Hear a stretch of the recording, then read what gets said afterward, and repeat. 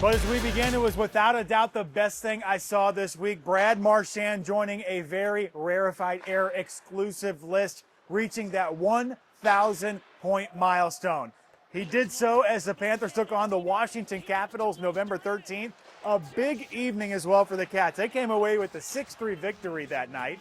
Marchand recorded 2 assists in the third period, becoming the 102nd skater ever in NHL history. Hoped it would be tonight. Just had the family here, and you know, I think a little bit of chatter, and it's nice to do it at home too. So yeah, you know, it doesn't matter how it gets done. It was fun to be part of. This week, also an important update on the team's long list of injuries. Some possible good news on when one of our superstars could be back on the ice. You know who I'm talking about. We're talking about Matthew Tkachuk. As the team returned home from their 4-game trip out west, we learned that Chucky progressing from his offseason surgery. Back in August, of course, Tkachuk had surgery to repair that torn adductor muscle he sustained playing for Team USA at the Four Nations Faceoff in February. Matthew hasn't hit the threshold that he's going to be back on the ice, so I would say with all of them. I'll give you a better idea once the first day they hit the ice, because then we have a fairly good idea what the window is. I think we're looking for him to hit the ice in the next 2 weeks. All right, for more in-depth looks at possible timelines for Tkachuk's return, we wanted to go to the experts. I brought this topic to George Richards of Florida Hockey Now. Well, I think the timeline for Matthew Tkachuk is kind of what we thought it was going to be, right? The Florida Panthers said that, you know, Bill Zito said at the beginning of training camp that they thought that Matthew Tkachuk could be back on the ice by mid-December. Right. And now we hear that Matthew Tkachuk in the next 2 weeks will be back on the ice. That doesn't mean he's coming back to play. Yeah, he's still a long time. Yeah, he's still a ways away from that. Right. But we're looking at January. The Florida Panthers honoring those who volunteered and served for this country. The team's first military appreciation night. It happened against the Washington Capitals on November 13th. They pause in those moments and they thank them. There's a few of those guys that pause and thank the vets.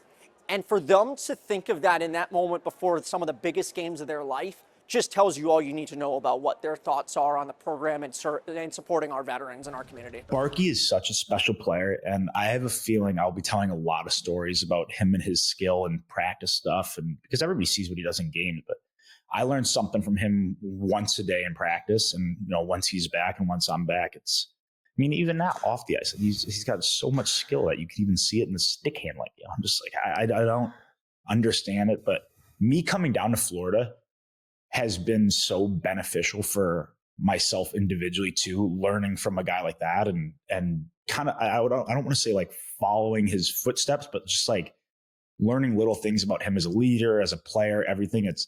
It's really made me a better player, and I deserve him. I mean, he's got to be, when it goes down, when my career is over, probably like the greatest teammate that I could have ever had because of all this stuff that I've learned from him and just how great of a person he is. So the first episode of Wingmen, a podcast featuring Matthew and Brady, was released last week. By the way, it's the only podcast featuring active NHL players. In a clip provided by the Florida Panthers, hear head coach Paul Maurice's perspective view on the new way fans can connect with these two stars. It's just another really great way for connections between fans and the person. Now, I don't know how this thing's going to go. They might be throwing punches 5 minutes into the first one, the first physical podcast. And the Cats are welcoming more than 1,000 runners to Amerant Bank Arena, taking part in that Stash 5K. The team providing us with this video. It was the 6th annual race put on by the Florida Panthers Foundation, all in support of cancer research and awareness. Each week here on Panthers 360, we're highlighting the roots of our very own Panthers. And, you know, this week we are highlighting two Cats. The first, Gustav Forsling. He grew up in Sweden's 5th largest city, Linköping, which is just southwest of Stockholm.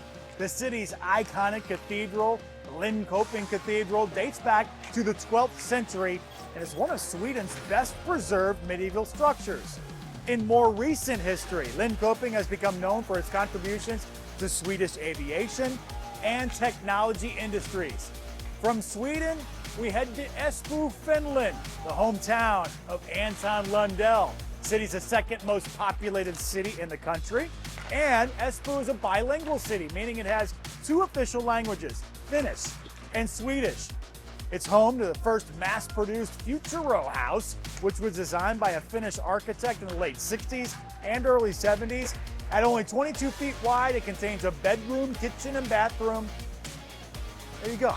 And as we look ahead to the Winter Olympics in Milan, Espoo has an Olympic history of its own. Hosted the fencing events during the 1952 Summer Olympics. Both Lundell and Forsling say if they were chosen to represent their countries, it of course would be a great honor. That would be super cool to represent your country there, and you know, just the Olympics growing up, I remember watching it, and so that would be a dream. Yeah, I mean, literally the same answer. You know, it's something you always dreamed of, and it felt bigger than a dream. You know, it's the Olympics and the biggest stage you can play in for your country, so it would be a big thing for sure. Join us Wednesday, November 26th as the Cats take on the Philadelphia Flyers. Bring any new unwrapped toy and drop them off on the Publix Plaza before the game. We'll be broadcasting live before the game, helping collect toys for our Season of Hope campaign. If you can't make it there, you can watch that Panthers game on WPTV that night. Hey, before we wrap things up here at Baptist Health Iceplex in Fort Lauderdale, you didn't think we'd forget to dive into the vault, did you, and open it up? One of my favorite segments here this week in Panthers history, not going too far back. In fact, November 20th, 2016, the Iron Man, Keith Yandle, netting his first of many career goals with the Florida Panthers. He tallied that second period power play goal against his former team, the New York Rangers. Florida took home the win that night, 3-2 in a shutout. Yandle joined the Cats that season when he signed a 7-year, $44 million contract, playing 371 games in 5 seasons in South Florida. Panthers fans remember the streak. In all, he skated in 1,109 games. Until 2023, he held the Ironman record for the most consecutive games played at 989. He broke Doug Jarvis's record in 2022, a streak that began in his third NHL season in 2009. Hey, Phil Kessel currently holds the record at 1,064 games. Yandle played 16 seasons in the NHL with Arizona, New York, Florida, and Philadelphia, finishing his career with 619 points, 103 goals, 516 assists. All right, thank you so much for joining us here from the practice facility of your Florida Panthers. Check out our weekly interviews every Monday, 12:15 on our WPTV YouTube page, just like we did this week with George Richards. For Panthers 360, I'm Mike Trim. We'll see you next time.